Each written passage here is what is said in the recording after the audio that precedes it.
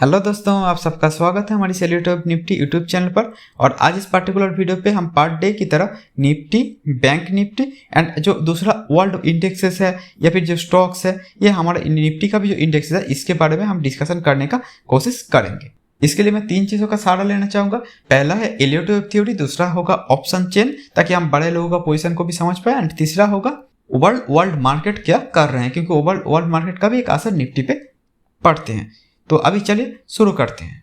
Normally as per Elliott wave theory market ऐसे 1 2 3 4 5 ऐसा 5 सब पे आगे बढ़ते हैं, जिसके अंदर first wave, third wave and fifth wave होता है आपका main trend, second wave and fourth wave होता है आपका एक प्रॉफिट बुकिंग यानी कि एक रिट्रेसमेंट जोन। और अभी as per Elliott wave theory मुझे जो लग रहा है, ये निफ्टी का अगर हम डेली चार्ट की बात करें तो इधर मार्केट जो है मतलब ओवरऑल निफ्टी जो है अभी फोर्थ वेव के अंदर है, उसके बाद एक फिफ्थ का राइज दे सकते हैं जो मुझे लग रहे हैं।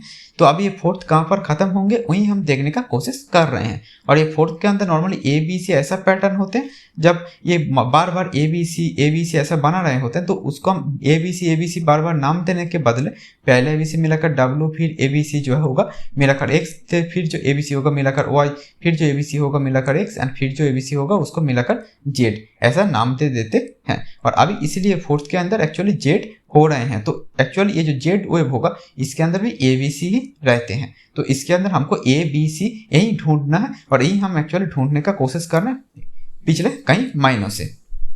तो अभी चलिए ये डेली टाइम फ्रेम से छोटा टाइम फ्रेम जैसे कि 2 आवर 1 घंटे ऐसा टाइम फ्रेम पर चलते हैं। और उसके बाद जैसे आप लोगों में से बहुत सारे लोग मुझसे रिक्वेस्ट कर रहे थे कि एकदम छोटे टाइम फ्रेम जैसे कि 5 मिनट, 10 मिनट, 15 मिनट या फिर उससे भी छोटा टाइम फ्रेम पर मैं अपना व्यू बताऊं ताकि बहुत सारे लोगों को इंटरडे पे भी एक व्यू मिल जाए।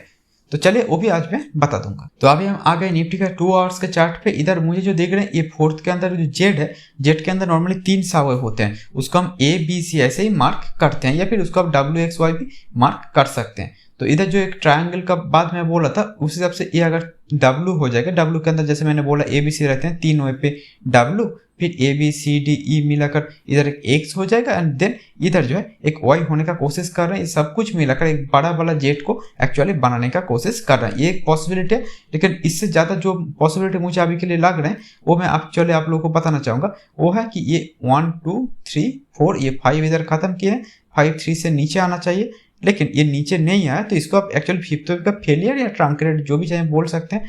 तो ये अगर आपका फिफ्थ वेव का failure then A B C मिलाकर इधर तक बी हो जाएगा, क्योंकि ये 5 सावे पे ए होते हैं, ये हो जाएगा आपका बी एंड देन जो है आपका सी के लिए आएगा। तो ये ए बी सी मिलाकर एक्चुअली ये जेट को कंप्लीट करेगा, ये भी आप बोल सकते हैं। तो इधर मैं एक्चुअली सी वेव कहाँ खत्म होगा उसको ढूंढने का कोशिश कर रहा हूँ।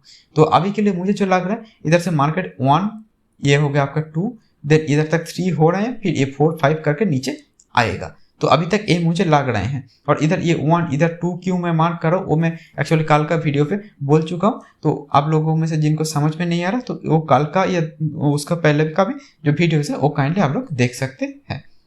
तो अभी के लिए मुझे जो लग रहा है ये एक्चुअली क्या हो रहा है, ये इधर से 1 2 3 4 5 करके नीचे आने का कोशिश कर रहे हैं। अब आज जब पूरा दिन एक्चुअली आप देखेंगे मार्केट न्यूट्रल हो गया। तो कल हमारा जो प्रेडिक्शन था कि इधर से मार्केट एक्चुअली नीचे आएगा और ये जगह को टच करेगा, देन इसके बाद ये ऊपर जा सकते हैं। तो लगभग इस जगह के आसपास एटलीस्ट आना चाहिए, या फिर अगर ऐसा ना भी है तो ये वाला जो जगह है ना, ये आपका जहाँ पर मैं वाई मार्क कर रहा हूँ जो 15,670-80 के आसपास है, जिसको ये बस तोड़ने ही वाले हैं, ये एक्चुअली इधर तोड़ ही देगा। मतलब ये एक पॉसिबिलिटी मैं बता चुका हूँ। तो ये हमारा फर्स्ट टारगेट है, उसके बाद ये सेकंड टारगेट है, उसके बाद इधर से ये ऊपर जाने का कोशिश करेगा। तो अभी के लिए ये मुझे लग रहा है। अब ये ऊपर का मतलब इधर से थोड़ा ऊपर जाने के बाद फिर से नीचे आएगा, ये एक्चुअली बोल रहा मतलब करेक्टिव राइज यानी कि एक छोटा मोटा बाउंस ही देगा। ये मुझे अभी के लिए निफ्टी पे लग रहे हैं। तो इधर मेरा जो व्यू था निफ्टी जो है वो बीआरसी है और मैक्सिमम इसको आप न्यूट्रल टू बीआरएस बोल सकते हैं। अब इसको समझने के लिए मतलब कल क्या होगा इसको समझने के लिए हमको ऑब्वियसली छोटा टाइम फ्रेम पर जाना पड़ेगा। तो चलिए छोटा टाइम फ्रेम पर चलते हैं। इधर आज पूरा दिन ये निफ्टी का 5 मिनट का चार्ट पे अगर हम देखें तो निफ्टी क्या किया, मार्केट जो है इधर से एक ट्रायंगल जैसा एक शेप बनाने का कोशिश किया और कुछ खास कुछ नहीं किया। तो ओवरऑल आप अगर देखना चाहेंगे तो ये क्या है आपके लिए बस और बस एक ट्रायंगल है। तो निफ्टी पे मैं क्या करता हूँ, मेरा एक्सपीरियंस का जो है उसको काम पे लगाता हूँ। इधर मैं एक चीज़ करता हूँ, जब मार्केट एक दिन बार बार अप डाउन कर रहे हैं, किसी एक तरफ क्लियर ब्रेक नहीं दे रहा है, तो ऑब्वियसली ट्रायंगल ही बना रहा होगा, उस मुताबिक मैं अपना पोजीशन लेता हूँ। बट इधर मैं एक्चुअली अपना कोई पोजीशन नहीं लिया। उसके पीछे एक कारण है, क्योंकि एक्चुअली अगर आप देखेंगे तो बड़ा टाइम फ्रेम पे मैं क्या बोला, फोर्थ के अंदर है, उसके अंदर एक्चुअली जेड है करेक्टिव के अंदर, और एक जो कॉम्प्लेक्स वाला करेक्टिव है उसके अंदर है। उस जेड के अंदर ए बी सी बना रहे हैं, उस सी के अंदर 1 2 3 4 5 बन रहे हैं, और ये जो 3 है इस 3 के अंदर 1 2 3 4 5 ढूंढने का कोशिश कर रहे हैं हम। तो एक्चुअली देखे तो ये करेक्शन को मार्क करना ही मुश्किल है।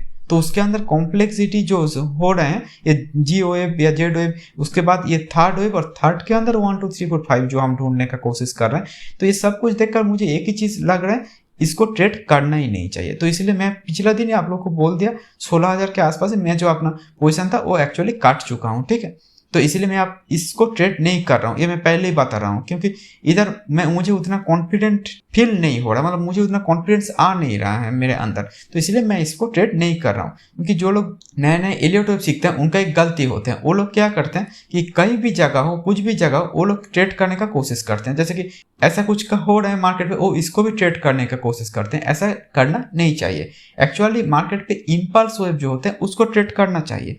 तो ये अगर मेरे लिए 1 2 3 4 5 5 हो सकते हैं, तब जाकर आप इसको ट्रेड कर सकते हैं। या फिर एक परफेक्ट पैटर्न मिल गया, जैसे कि ट्रायंगल या एंडिंग डायगोनल, लीडिंग डायगोनल, ऐसा कुछ मिल गया, तब जाकर उसको ट्रेड कीजिए। लेकिन किसी भी जगह पे जाकर जो लोग ट्रेड करने का कोशिश करते हैं, तो मैं बता दूं एलियट वेव का नियम ही है, आपको अगर ट्रेड करना है तो इम्पल्स पे जाकर ट्रेड कीजिए। और इसके अंदर ये जो जेड वेव है, इसके अंदर ये ए इम्पल्स हो सकते हैं, 5 वेव मैंने बताया, फिर बी हो गया, फिर इस सी के अंदर 5 वेव हो सकते हैं। बट ऑलरेडी इसका जो थर्ड है, थर्ड के अंदर का जो थर्ड है, मुझे लग रहा है कि कंप्लीट हो चुके हैं।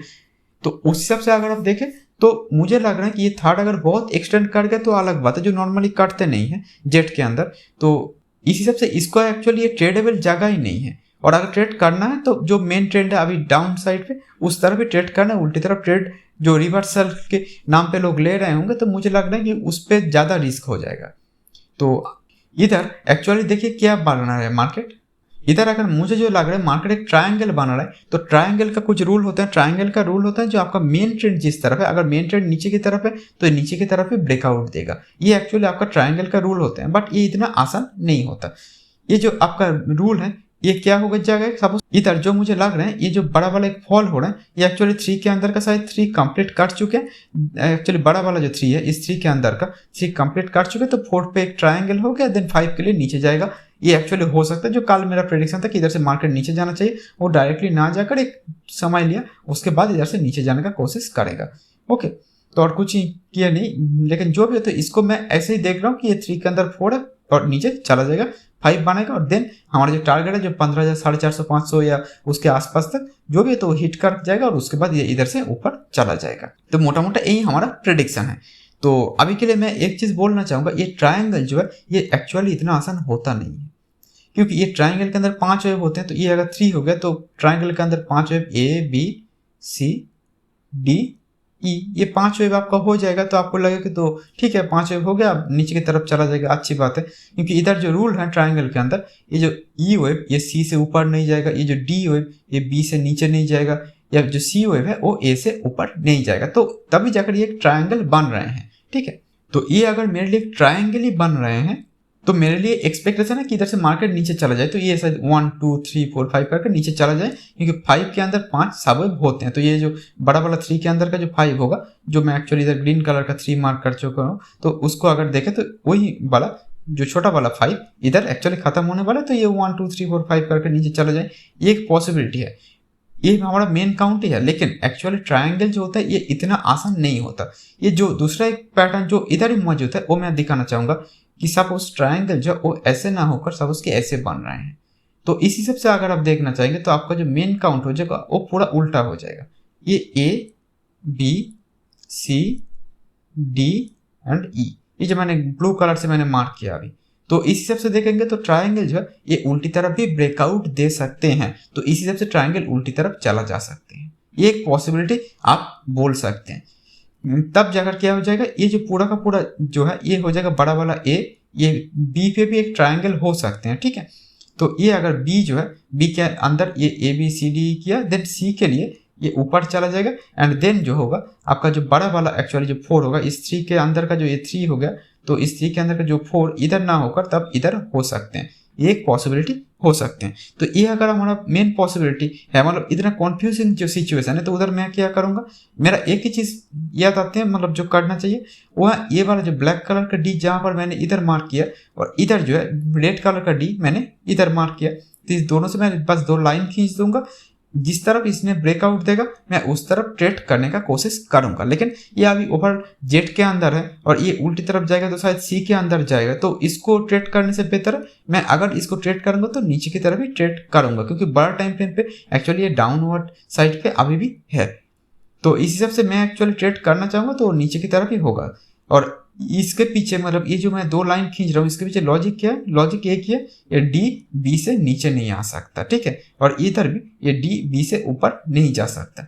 तो किसी कारण जिस तरफ इसने ब्रेकआउट दे देगा एक्चुअली उस तरफ ही मेरा ब्रेकआउट है, इससे मुझे बहुत ज़्यादा कॉन्फिडेंस मिल जाएगा। अगर ट्रेड करना है इंट्राडे पे तब की बात मैं बोल रहा हूँ, लेकिन एक्चुअली देखें तो ये जो भी मार्केट है ये एक्चुअली उतना खास ट्रेडेबल जगह पे नहीं है और आपका हमेशा मेन ट्रेंड की तरफ ही ट्रेड लेना चाहिए। जो एक्चुअल मेन ट्रेंड नीचे की तरफ है तो आपको ट्रेड भी उस तरफ ही होना चाहिए जो मुझे लग रहे हैं। तो इस हिसाब से मैं एक्चुअल ट्रेड जो है इसको सेटअप करता हूँ, तो मेरा मेन ट्रेंड की तरफ मैं एक्चुअल ट्रेड लेता हूँ, क्योंकि उल्टी तरफ ये छोटा मोटा सी के लिए मैं क्यों ट्रेड लूँ, तो सी का भी इधर भी खत्म हो सकते हैं, ये से ऊपर ना भी जा सकते हैं, मतलब जिसको सी का फेलियर बोले जाते हैं। सी बहुत बार फेल होते हैं, बहुत बार, 5 फिर भी कम फेल होते हैं, लेकिन सी सबसे ज़्यादा बार फेलियर हो सकते हैं। तो इसीलिए इस सी के भरोसे पे ट्रेड ना लेना ही मुझे लग रहा है कि बेहतर होगा। लेकिन इधर बात यह है कि इसको मैं कैसे ट्रेड करूं कि इधर से कल अगर ये नीचे जाएगा तो मैं एक इंट्राडे का कर सकता हूं, लेकिन ओवरऑल अगर आप बड़ा टाइम फ्रेम के साथ मिलाने का कोशिश करें तो जितना ये पास आ रहे हैं, मतलब ट्रेड मैच्योर हो रहे हैं, तो तब जाकर इसको एक्चुअली ट्रेड करना नहीं चाहिए। तो इसीलिए मैं एक्चुअली इसको ट्रेड नहीं करूंगा, इसको मैं देखूंगा और जहां से मैं रिवर्स कल के लिए बोल रहा हूँ तो उधर से अगर मुझे ये ऊपर जाने के लिए दिखा कि बहुत ऊपर जा सकता है, या फिर जो बड़ा वाला टाइम फ्रेम का ये 3 है इसका 4th वेव बनाने के लिए ऊपर जाएगा, तो ये भी मेरे लिए एक ट्रेडेबल जगह नहीं होगा। फिर से जब ये 5 के लिए बड़ा वाला 5 जो होगा उसके लिए नीचे आएगा तब जाकर मैं एक्चुअली ट्रेड करूंगा। तो ये हो जाएगा मेरा एक इंट्राडे वाला गेम। और अभी बैंक निफ्टी पर भी मुझे जो सेम चीज़ ही लग रहा है, जो हमारा मार्किंग पहले था, ये 1 2 3 4 5 करके ये सी जो बनाने का कोशिश कर रहा है, जैसे निफ्टी पे बोला है जेट बनाने का कोशिश कर रहा है, फिर इस पर भी सी बना रहा है, तो इस तरह से थोड़ा सा नीचे आने का कोशिश करेगा, ऐसे ही मुझे अभी भी लग रहे हैं। और इधर भी ये भी मोटा मोटा ट्रायंगल जैसा बना रहा है, लेकिन ये एक्चुअली ट्रायंगल नहीं बना रहे हैं, क्योंकि इधर जो है ये वाला जो वेव है ये एक्चुअली इससे ऊपर चला गया, तो इसको एक्चुअली मैं अभी के लिए ट्रायंगल मार्क नहीं कर रहा हूँ। तो बैंक निफ्टी पे मुझे जो लग रहा है ये एक्चुअली ऐसा कुछ ABC शायद कर रहे हैं, फिर ये नीचे आने का कोशिश कर सकते हैं, ये अभी के लिए मुझे लग रहे हैं। लेकिन ये एक्चुअली ये जेट के अंदर का एकदम आखिरी पे रिवर्सल जोन के आसपास ही आ रहे हैं, तो इसलिए मैं उतना भी कॉन्फिडेंट नहीं हूँ कि इसको मैं ट्रेड करूँ। मतलब ये पूरा का पूरा एक्चुअली ट्रेडेबल जगह पे है नहीं अभी के लिए, अगर आप मुझसे पूछें तो। और अगर फिर भी कोई ट्रेड लेगा तो मैं एक्चुअली डाउन सवर्ड साइड पे ही अभी के लिए लेना चाहूँगा। और मैं जैसे बोल रहा था इधर से थोड़ा एक बॉटम बनाएगा, फिर ये ऊपर जाने का कोशिश करेगा, ऐसा मुझे लग रहे हैं। और इधर अगर बॉटम बनाए तो हो सकता है ये जो 3 होगा बैंक निफ्टी पे, ये 3 इधर भी खत्म हो जाए, जैसे मैं निफ्टी पे मार्क कर रहा हूँ, तो तब ये जो है ये 5 सब जो रेड कलर से मार्क है ये मिलाकर 1 2 3 4 5 हो जाएगा। अब ऑब्वियसली ये 5 बहुत नीचे तक नहीं जाएगा, तब क्यों, क्योंकि ये 1 2 3 4 और 5 जो होगा इसके अंदर ये फर्स्ट वेव, थर्ड वेव और फिफ्थ वेव होता है आपका मेन ट्रेंड, और उसके अंदर जो 3 है ये सबसे छोटा नहीं हो सकता। तो इस हिसाब से अगर आप देखें ऐसा तो नहीं हो सकता ना कि 1 इतना बड़ा हो गया फिर 3 भी इतना छोटा और 5 इतना बड़ा हो गया, ऐसा सिनेरियो नहीं आते। तो इसीलिए ये 5 को छोटा होना पड़ेगा और ये तुरंत ही ऊपर जाएगा, ये एक पॉसिबिलिटी हो सकते हैं। लेकिन मैं निफ्टी पे जो व्यू दे रहा हूँ बैंक निफ्टी पे, मेरा डायरेक्शन व्यू मोरलेस द सेम ही है, और ये आज भी देखेंगे तो मोरलेस सेम पैटर्न ही बनने का कोशिश कर रहे थे। और अभी हम ऑप्शन चेन का जो इस हफ्ते का डाटा है ये अभी भी BRC है, मतलब इतने बड़े बड़े ग्रीन कैंडल्स, मतलब बड़ा बड़ा रेजिस्टेंस है, ये जो है ये है 16,000 पे। तो मुझे लग रहा है कि इधर जो है एक अच्छा खासा रेजिस्टेंस बना रहे हैं, तो इधर से मार्केट को ये नीचे जाने के लिए तैयार कर रहे हैं। ये जो मतलब वीकली टाइम फ्रेम पे जो लोग ट्रेड कर रहे हैं एकदम लिमिटेड शॉर्ट टर्म के लिए, वो अभी भी BRC है। और अगर आप 26 मई का टाइम फ्रेम पे देखना चाहेंगे तो जो मुझे लग रहे हैं इधर से अगर आप देखना चाहेंगे तो इधर एक्चुअली मतलब पूरा महीने के लिए अगर बोले तो 16,000 पे बहुत बड़ा एक फाइटिंग चल रहे हैं, लेकिन इधर अभी भी जो एक सपोर्ट बना हुआ है। तो ओवर इस हिसाब से देखेंगे तो ऑप्शन चेन का चार्ट के हिसाब से तो एक वीकली पे नीचे आएगा, फिर मंथली के लिए थोड़ा ऊपर जाएगा। जो मैं बोल भी रहा हूँ कि एक्चुअली इधर से थोड़ा नीचे मैक्सिमम टू मैक्सिमम और थोड़ा सा आएगा, लेकिन उसके बाद एक्सपेक्ट कर रहा हूँ कि मार्केट थोड़ा ऊपर जाए, फिर जाकर नीचे आना है तो आ जाएगा। तो ऑप्शन चेन का डाटा भी मोरलेस सेम ही बोल रहे हैं। और नीचे की तरफ अगर एक अच्छा खासा सपोर्ट जो है 15,000 पे और 15,500 पे, तो एक्सपेक्ट कर रहा हूँ हमारा जो टारगेट है उसके आसपास तक एटलीस्ट आ जाए, फिर जाकर ऐसा घूम सकते हैं। अभी के लिए वो मुझे लग रहे हैं। और अगर मेजर वर्ल्ड इंडेक्स की बात बोले तो अभी बहुत दिन बाद ये यूएस मार्केट जो है, जो हमारा टारगेट भी था, तो ये S&P 500 पे हमारा जो टारगेट था 3,900, उस टारगेट को इसने हिट किया। मैं कल ही बोल चुका था।